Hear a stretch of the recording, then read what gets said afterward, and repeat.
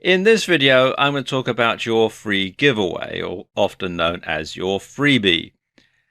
And your freebie is the first rung in your sales funnel, the first part of your sales funnel, the thing that you're going to use to entice people to sign up to your mailing list so that you can send them information and send them information about your paid for products and services.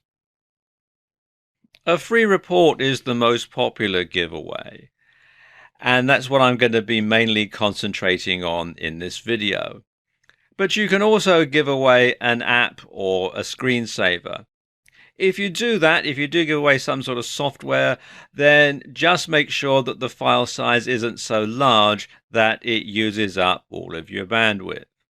Regardless of what you use, there is going to be some sort of investment that you're not going to recoup right away. So you want to keep the cost down, but think of it more as a loss leader than an expense.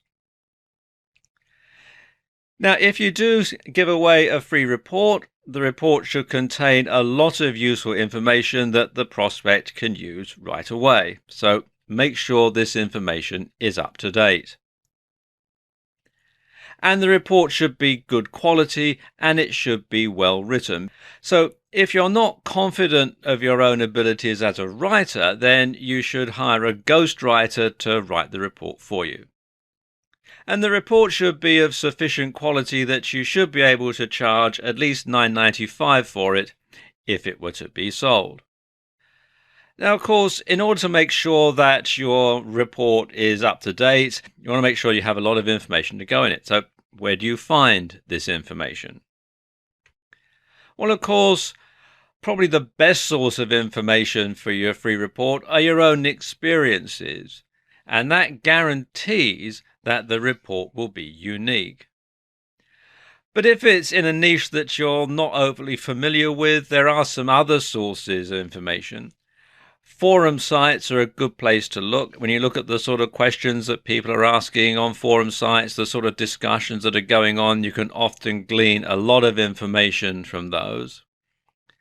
Yahoo Answers, again, that's another good place to look for information because people are posting questions, and it could well be the sort of questions that people in your niche are asking, and then you can go in and see what the answers are that other people who are perhaps more knowledgeable about the subject than you are have actually put in, and then you can base your report on those.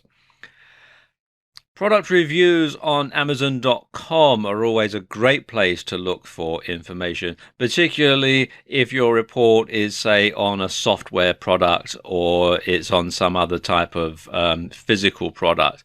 Then you can get the feedback from people who've actually bought and used the product on Amazon.com, and again, base your report on those. And of course, the website Wikipedia has a lot of information that you can use and incorporate into your reports. Something else that you can use is PLR materials. PLR stands for private label rights. And these are materials that people write and they sell, and then you can simply rebrand them and put your name on them and put them out. Something else that you can use is information that's in the public domain. These are materials made by the US government, which is all in the public domain. It might be materials that the copyright has expired on, and so on. One thing to be absolutely certain of is don't make it a blatant copy of your source material. If you're researching your topic, then you want to include information from more than one source. Also, and again, if you're researching information, make sure that you're not infringing anybody else's copyright. And that's very, very important because copyright infringement can land you in a lot of hot water. And finally, you should rewrite the report in your own writing style. Especially quite often you buy PLR materials, you'll find that they're written by people for whom English isn't their first language. So you'll find there's lots of typos and rather odd language in it and spelling mistakes and all sorts of other stuff. So you want to make sure that it gets rewritten in your own writing style. And you also want to make sure that the spelling is consistent throughout. You don't want to have US English in part of it and British English in another part of it. You want to make sure that it's the same all the way through. Now, PDF, which is Adobe Acrobat format, is the most popular format for these giveaway reports.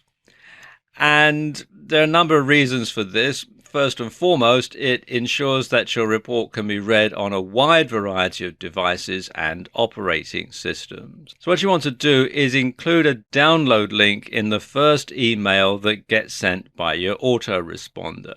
Now, one way to save your document as a PDF is to create it in LibreOffice or OpenOffice Writer. And this is a free open source software package. And it's similar to Microsoft Word, but it does allow you to save directly as a PDF straight from here in the toolbar. Now, I know that there are some versions of Microsoft Word that will let you save as a PDF now, especially the subscription versions. But this is free, and you can download it from openoffice.org for OpenOffice and LibreOffice.org for LibreOffice. And these software packages are both free and open source, and they have versions for Windows, Mac, Linux, and so on. Something else that you can do is to include a clickable link to your website and giveaway rights with your report. Now, what this means is that whoever downloads your report is free to give it away to whomsoever they choose, provided that it's not altered. And this way, if people share it, the report can also be a useful traffic generator. Now, in order to make this work properly, you'll need to update and change your report from time to time. So after 500 or 1,000 people have downloaded your report, then you'll want to write a new report and put it up on your squeeze page, so anybody who gets the old report and clicks the link and goes to the squeeze page will not see the same report that they've just got.